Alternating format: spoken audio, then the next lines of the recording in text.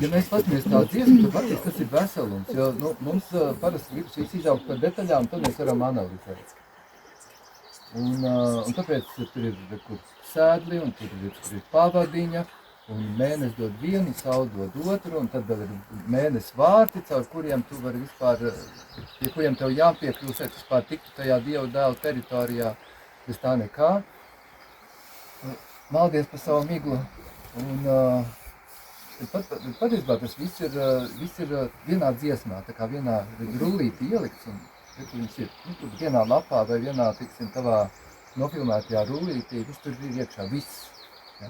Mēs to scenāriju tā kā ejam, un vēl atklājam detaļu pa detaļai, kas ir kas, tas tā ir interesanti, laikam. Un tad, ja mēs atklājam par detaļām, tad mēs saprotam, ka mēnesis un saule spēlēs, ka tie ir tā kā divi tādi savā ziņā pretēji spēki, bet, kā saka, dialektiskā vienība, spēku vienotība. Un katram no viņiem ir tā kā, vairāki dziļumi, kā viņus var sajust, saprast, apzināties un pieredzēt un izspēlēt. Tātad, piemēram, mēnesis mēs saprotam, ka mēnesis atspoguļo tikai sauli, viņš pats bez saules kā nav nekas.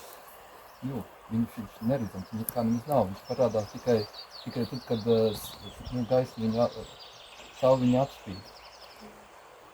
Un tad līdz ar to tas ir tā kā prāta simbols, kurš atspoguļo mūsu patieso zināšanu, kurš viņu apraksta, kurš viņu visu tā kā projekcija no tā, tā kā, var teikt, savā ziņā plakana projekcija no tā dziļuma, kas ir gaismai, tās dimensijas. Ja. Jo tas tikai atspūgs, kā foto. Un tajā pašā laikā, ja mēs esam tā kā neziņas tumsā, ja, tad mums bez tā mēnesis gaismas mēs arī nevaram iztikt. Tas ir tas, kas mums ir, ar to mēs varam savā avidijā, savā nezināšanā, savā tā kā šajā te pasaulē, kur daudz kas no gaismas pasaules mums ir kā aizklāts, ja, tad tas ir tas, kas mums ir. Jautājums, cik lielā mērā, cik precīzi, cik īsti, cik adekvāti tiešām šī saule, vai kā mēs viņu saprastu, kā iekšējo, teiksim, dvēseles gaisu, vai augstākā klātbūtni, vai intuīcija vienkārši. Cik precīzi, cik jaudīgi ir šīs mūsu prāts apgaismots tajā iekšējā zināšanā. Un attiecīgi, cik mēs varam kā precīzi noiet savu dzīves ceļu, ja, lai nonāktu līdz tām mēnesis namdarbiem. Tas ir tik tālu, cik vispār mēs ar prāta palīdzību varam aiziet. Cik tālu tas prāts mums var aizvest. Jo viņš mums var vadāt par riņķi, un par riņķi nezinu cik.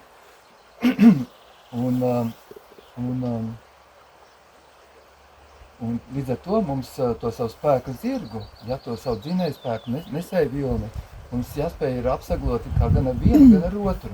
Tā, lai mums būtu abi šie te darbotos elementi, gan lai mēs varam lietot šo te prāta instrumentu, kurš mums šeit ir vajadzīgs, kā jau es tikko teicu, tumsā. Mēs daudz dziesmas par to, ka apdzied mēnesi, jo tumsā tu bez viņa nekā. Un tajā pašā laikā tev ir vajadzīgs šis tāpēc tu sēdi tā kā tajos zelta sedlos, saules dāvātajos zelta sedlos, ja, bet tajā kā nav dinamikas, tajā tu vienkārši sēdi, tu tajā vienkārši esi, tur un es tajā esmu, un viss, ja. Bet tev taču jāiet, tev ir ceļš, un tur atkal ved tas zirgs, un tev vajadzīgi pavadiņa, un iemaukt, un to, kā savukārt dod mēnesis, jo tādā veidā tu savaldi šo savu spēku, tā kā viņu koordinē un organizē un ievirzi, ja, tā kā tu jūti, kā tev tie sedli, kā saka, tā gaisma, kurā tu sēdi, ja, kā viņi kā tev diriģē. Un tāds tas komplekts, un tas viss ir jāapzinās, kā jāapgūst šis te instrumentārijas. Un iznāk tā, ka tikai tad, kad tev tas viss ir, ka tev ir tā kā saules dāvana un mēnesis dāvana, viss ir tā kā labi saskaņots, tad tu vari nonākt pie šīs robežas, cik tā tev vispār var aizvest mēnesis, ja, prāts, tā kā līdz šim te mēnesis namdarbīm.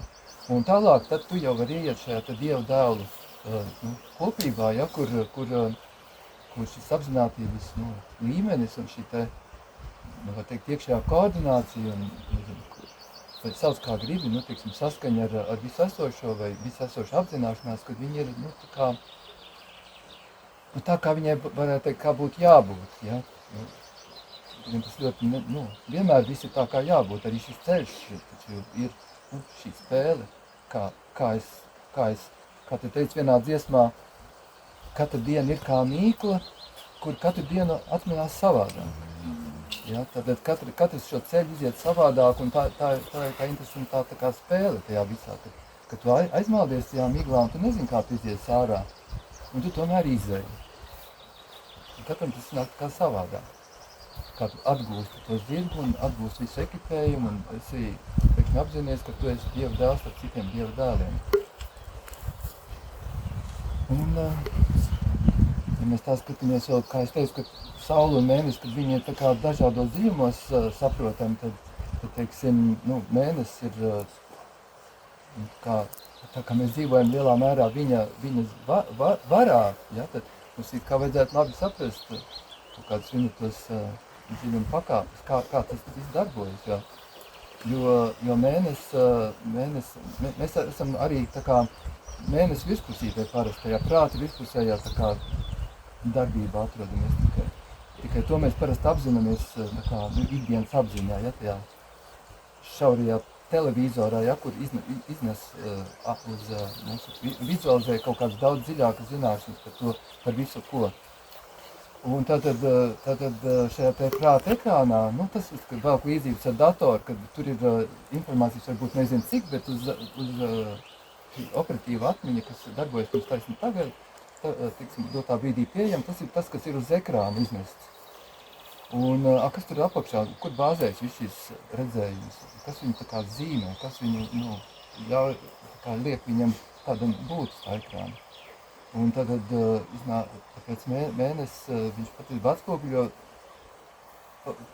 iepriekšējās zināšanas, pagātnes zināšanas, kādas vispār ir, un kādas ir pieejamas šobrīd, kādas nav pieejamas, un tā ir tā kā zemapziņa, pašniskā kolektīvā, un iznāk tā, kad prāts, ko mēs parasti uztveram kā vīrišķu padarīšanu, tā kā loģiskais prāts, vīriešu instruments.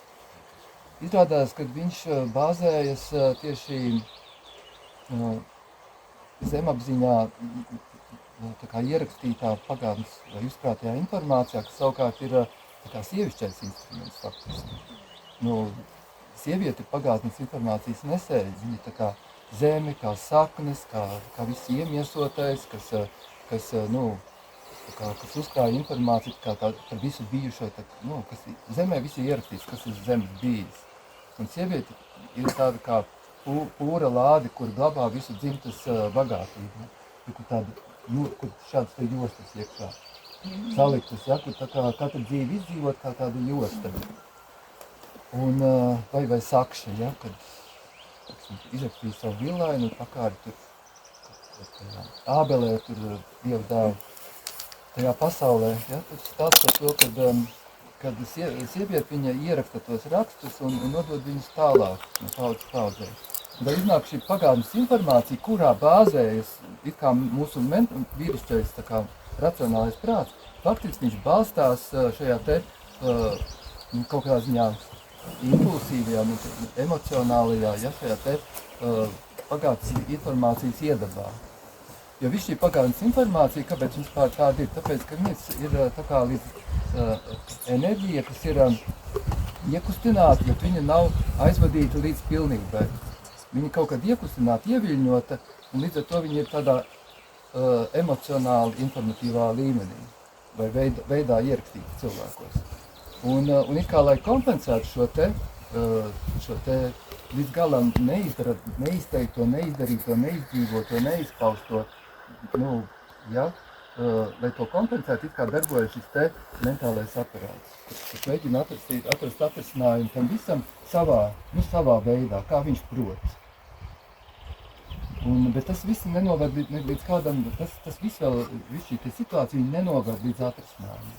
līdz atskāsmē, līdz pieredzējumam, līdz tam, kad var sintezēties viss tas, kas ir, un atklāties, ja? Tāds, kāds tas ir.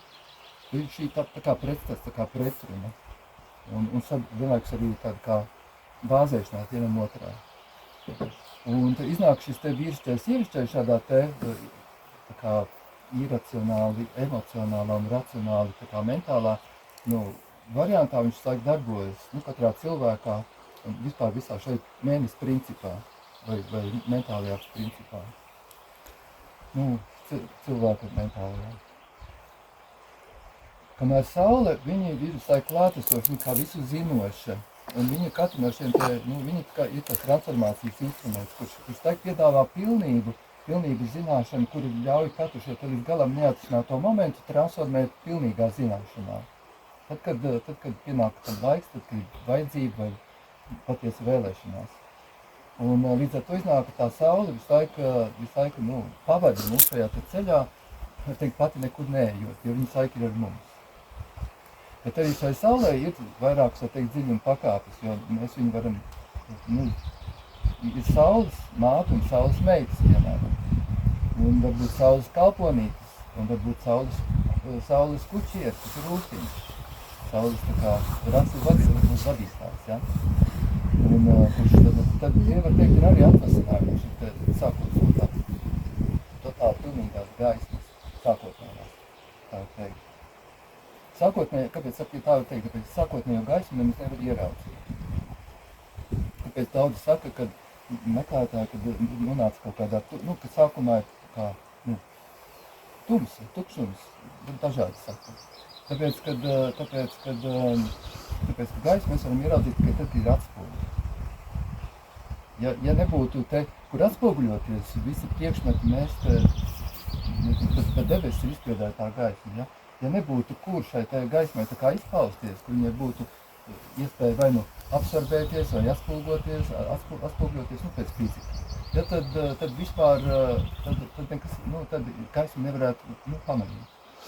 Ja viņi iet, teiksim, kaut kādām kosmiskām tukšumām cauri, kur nav pilnīgi ne puteklīša, kur atspoguļoties, tad viņi nav redzami. Cilvēki par to nepadomā parasti. Kad mēs jau redzam gaismu izpaustā variantā, bet sākotnējā variantā viņi ir tā kā neredzama. Var teikt, ka viņi ir kā tumsa, var teikt tāda mircošā tumsa, ko līdz parādās kaut kas, kas attiecīgi jārada, kā kaut kas ierobežots. Tad tas uzreiz uzrāda to gaismas klātesamību.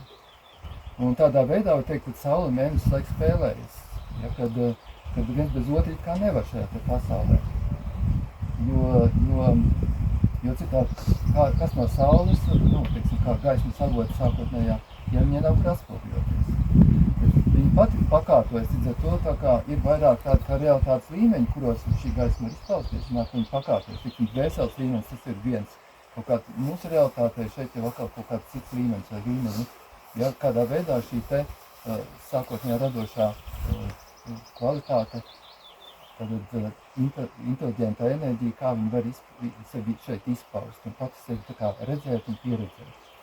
Jo gaisma, tas nozīmē, mums saistās ar redzēt, ja? Bet vienlaiks tas ir arī pieredzēt. Ja mēs redzam, tas ir kaut kas viens, bet ja tu pieredzi, tad tu esi arī tas jātnieks uz tā dzirdi. Tu esi tajā visā iekšā, tu esi tā kā pieredzētājs. Viena lieta, ka tu redzi no malas un tā kā nepiedalies, ja? Tā kā aprakstos. Cita lieta, ka tu esi iekšā un no to pieredzi. Ja, tad mums kā šiem te, tā kā tiem jātniekiem vai savā ziņā, mēs varam sevi pat apzināties kā ūsiņš šajā gadījumā, jo kāpēc nāk šie te tēli viens pēc otra, tāpēc, lai mēs sevi tā kā refrešotu, ja? Lai mēs spētu sevi tā kā atidentificēties no vecā kaut kāda iepriekšējā tēla, lai mēs spējam sevi tā kā pārspēlēt citā lomā, lai mēs varam tā kā paplašināt savu apziņu, ielaižot tur kaut ko jaunu un svaigu. Jo vecie tēli, mēs viņus tā kā iesēžamies un tā kā iepavējam drusku. Viņi tā kā sastāvās tā enerģija. Un tāpēc mums piedāvā, tagad tu esi tas.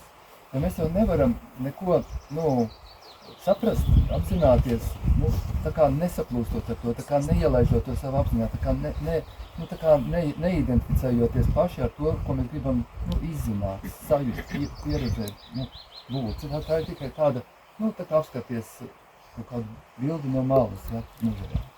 Ja tu gribi, nu, tā kā tiešām zināt, ka nāks ar to tā kā saplūst un iziet tam cauri. Un to mums tā kā piedāvā šis te gada rīts, piemēram, šajā gadījumā, to kūsiņš kā viens no gaismas nesējiem, kā viens no saules tā kā sākotnējās gaismas tādam kā, nu, atrasinājumiem, vai pakāpēm, vai formām. Nu tā kā, labi.